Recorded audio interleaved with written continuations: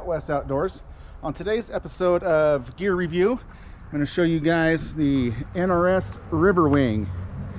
As the time-lapsed version you just saw, it's not too bad to set up by yourself.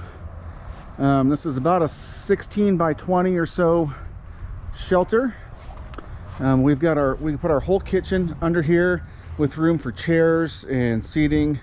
It does great, of course, for shade. And also we rode out a few afternoon thunderstorms in it. As part of this setup here, your guy wires each have their own little pouch for storage. And one thing I found out, as you'll see by these knots here, these little plastic things right here don't keep the line tight, especially if any kind of breeze comes up at all. So I've just tied a little knot there. You can adjust that for any kind of length. These are about 8 foot. They'll go up to about 12 to 15 feet or so in length. So it just depends on your configuration.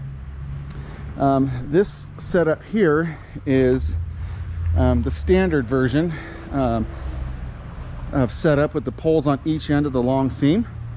But there's various different ways you could do it. You could put the poles here on the side, make more of a lean-to contraption, or however it works out best for your needs.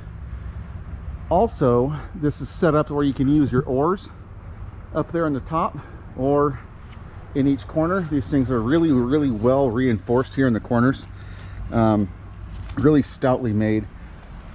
There are cheaper versions than this NRS RiverWing